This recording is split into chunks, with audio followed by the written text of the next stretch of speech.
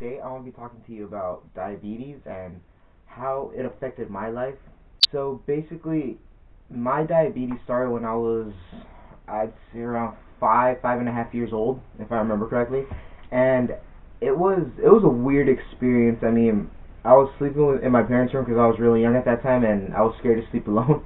So basically, how it all went down is I woke up and I told my parents that I couldn't feel my body, that I couldn't move, and so they got really worried. And next thing you know, we're on the high road to the hospital, and that's where everything basically went south for me. I mean, I didn't know what was going on. I mean, I was only 5 years old, and my sister was, I think, 18 at that time or something like that, or maybe even 17. But point is that when the doctors checked all my stuff, my blood sugar, and they basically did all their little tests to see what was wrong.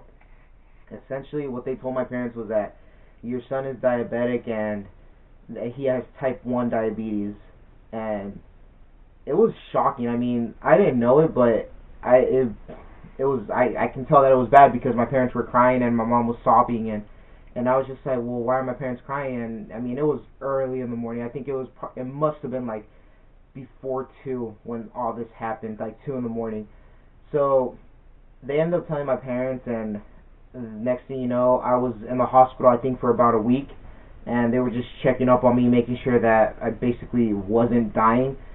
So next thing I know, I'm in the hospital, I'm getting all these insulin shots, they're checking my blood sugar like on a regular basis, and it's just like everything is so overwhelming, even though to me it's just like let me be, I'm a child, like I need to have my sleep. So after that, I started growing older. I started going to more doctor's appointments while I was in school, and I finally, my parents told me, the real story behind it, that my blood sugar was, I think it was like close to 800 or almost 900 or something like that.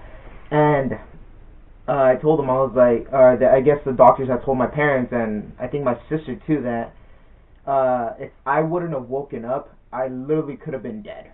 I mean, that's basically the moral of the story. I mean, I could have been dead. I wouldn't be doing this video explaining to you guys why, but the doctor said that it was even a miracle for me to have woken up, to be able to function, to be able to have my eyes open or even walk at least.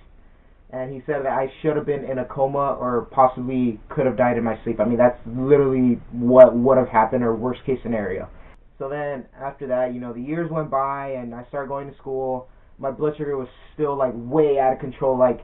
I mean, come on, any child that gets diagnosed that early and they don't know what's going on, their instinct is junk food, sweets, sugar, anything that's bad. I mean, that's basically the life of a kid growing up from when they're young to the time that they're an adult, basically.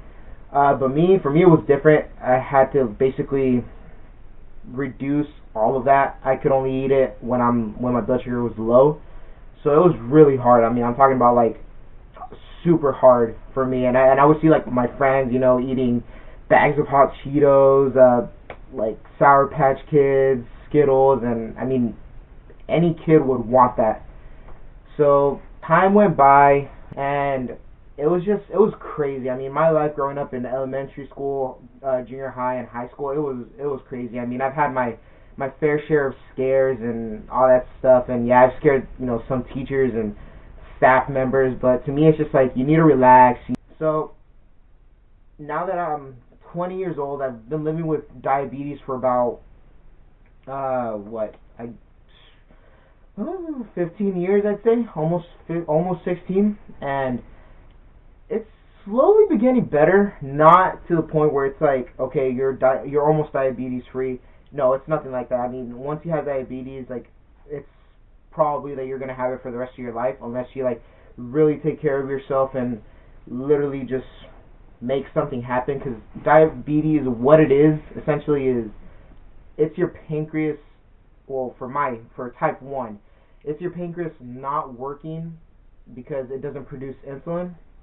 And type 2 is when your pancreas is working and producing insulin, but it doesn't know how to regulate it.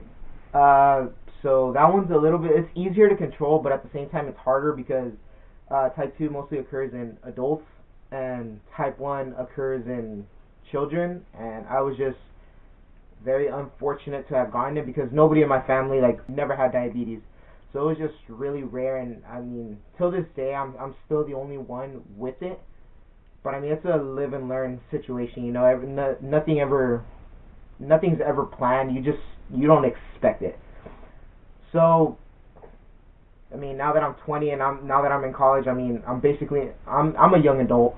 I'm starting to realize more and more that I need to take care of my body, which is extremely hard, especially since like going to college, you don't really eat as much. I mean, you have snacks, but it's just like really quick, and that's what I need to start doing. I just need to start eating a little bit more, eating healthy at least, and then just making sure that I don't skip out on my meals. My insulin intake is good. My blood sugar is right where it's supposed to be, and yeah, I mean that's basically the gist of it all. I mean, there's really nothing else to explain it. You just have to deal with it. Thanks for watching. I hope you guys really enjoyed that story. I mean, I know it's kind of like an off-topic type deal that you don't really hear about, like the stories of diabetics every day. But I just kind of wanted to share a little bit with you guys about what that is and how it's affected me. So yeah, comment, subscribe, like the video if you want, give it a thumbs up. I will see you guys later, and enjoy the rest of your day. Bye.